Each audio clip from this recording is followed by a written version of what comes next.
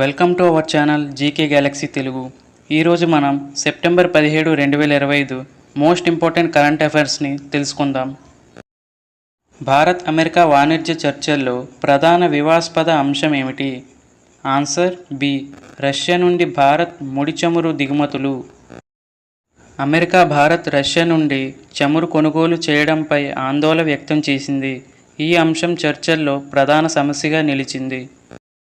భారత్ తాజాగా ఏ తేదీల్లో బంగాళాఖాతంలో క్షిపణి పరీక్ష కోసం నోటిఫికేషన్ జారీ చేసింది? Answer B. సెప్టెంబర్ 24 నుంచి 25, 2025. భారత్ ఈ తేదీల్లో క్షిపణి పరీక్ష జరగనున్నట్లు ముందుగానే సముద్ర రవాణా, వైమానిక రవాణా భద్రత కోసం హెచ్చరిక జారీ చేసింది. ప్రధానమంత్రి నరేంద్ర మోదీ 75వ పుట్టినరోజు సందర్భంగా బీజేపీ ప్రారంభించిన జాతీయ కార్యక్రమం పేరేమిటి? ఆన్సర్ ఏ. సేవా పఖ్వాడా, సెప్టెంబర్ 19 నుంచి అక్టోబర్ 2 వరకు. ఇందులో ఆరోగ్య శిబిరాలు, శుభ్రత కార్యక్రమాలు, అవగాహన కార్యక్రమాలు నిర్వహిస్తారు.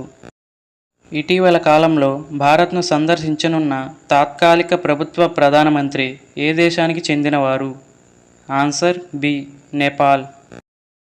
నేపాల్ తాత్కాలిక ప్రధానమంత్రి సుశీలా కార్కి నియామానికి పీఎం మోడీ శుభాకాంక్షలు తెలిపారు.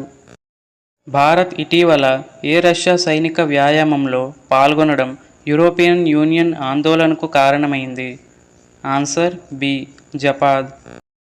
రష్యా యూరప్ యుద్ధ పరిస్థితిని అనుసరించే ఈ వ్యాయామంలో భారత్ 65 సైనికులతో పాల్గొనడం ఈయూలో చర్చనీయాంశమైంది. నీతి ఆయోగ్ ఇటీవల భారత్ అభివృద్ధి కోసం ప్రారంభించిన ఏఐ ప్రణాళిక పేరేమిటి? Answer A. AI for Viksit Bharat road map. AI ద్వారా అభివృద్ధిని వేగవంతం చేయడానికి రూపొందించిన జాతీయ ప్రణాళిక ఇది. AI for Viksit Bharat road map కింద ఏ రంగాలు ప్రాధాన్యంగా ఎంపికయ్యాయి? Answer B. బ్యాంకింగ్, తయారీ, ఫార్మా, ఆటోమొబైల్. ఈ రంగాల్లో ఏఐ ద్వారా ఉత్పాదకతను పెంచడమే దీని లక్ష్యం. రబీ సీజన్ 2025-2026లో ఆహార ధాన్యాల ఉత్పత్తి లక్ష్యం ఎంత నిర్ణయించారు? Answer B. 362.5 మిలియన్ టన్నులు. రాబోయే సీజన్లో ప్రభుత్వ లక్ష్యం 362.5 మిలియన్ టన్నులు. ఆదాయ పన్ను రిటర్న్స్ ఐటీఆర్ దాఖలు గడువును ఒకరోజు పొడిగించిన సంస్థ ఏది? Answer B. Central Board of Direct Taxes. CBDT ITR గడువును ఒకరోజు పొడిగించింది. భారత్లో కూలింగ్ యాక్షన్ ప్లాన్ ఏ రాష్ట్రం ప్రారంభించింది? Answer D. జాతీయ స్థాయిలో.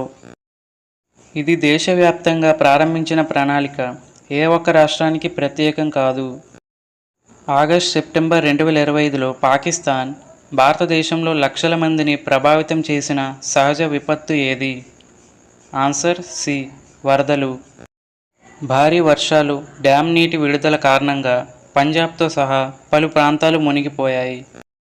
ఛత్తీస్గఢ్ అబుజ్మడ్ సంఘర్షణలో ఏ ప్రధాన మావోయిస్ట్ నాయకుడు మృతి చెందాడు? Answer B. నంబాల కేశవరావు. మావోయిస్టుల ప్రధాన నాయకుడు నంబాల కేశవరావు మరణం నక్సలైట్ ఉద్యమానికి పెద్ద దెబ్బ. ఫ్రంటియర్ 50 ఇనిషియేటివ్ అంటే ఏమిటి? Answer C. ఏఐ మరియు కొత్త టెక్నాలజీ ప్రాజెక్టుల జాబితా.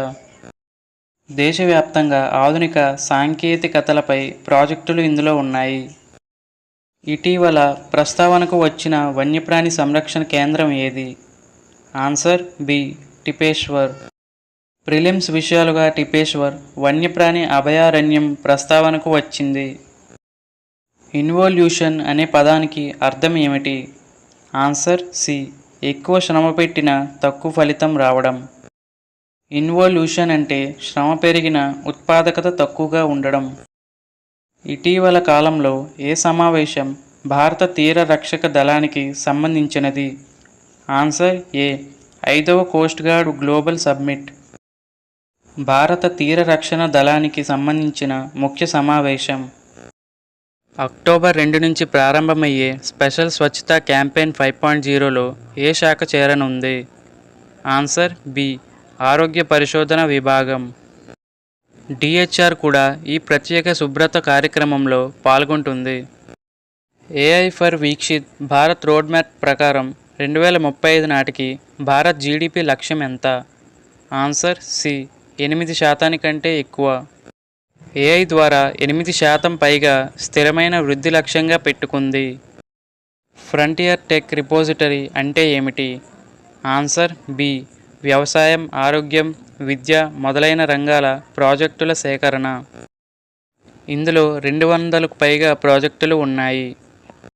ఇటీవల భారత విదేశాంగ విధానంపై అంతర్జాతీయ ఆందోళనకు కారణమైన అంశం ఏది? ఆన్సర్ బి రష్యా జపాద్ వ్యాయామంలో భారత భాగస్వామ్యం. రష్యా యూరప్ యుద్ధం నేపథ్యంలో భారత్ ఈ వ్యాయామంలో పాల్గొనడం ఈయూలో ఆందోళన కలిగించింది. ఈ వీడియో మీకు నచ్చింటే ఒక లైక్ చేయండి, షేర్ చేయండి, కామెంట్ చేయండి. అలాగే ఇలాంటి మరిన్ని వీడియోస్ కోసం మన ఛానల్ని సబ్స్క్రైబ్ అయితే చేసుకోండి. అలాగే పక్కన ఉన్న బెల్ ఐకాన్ కూడా క్లిక్ చేయండి.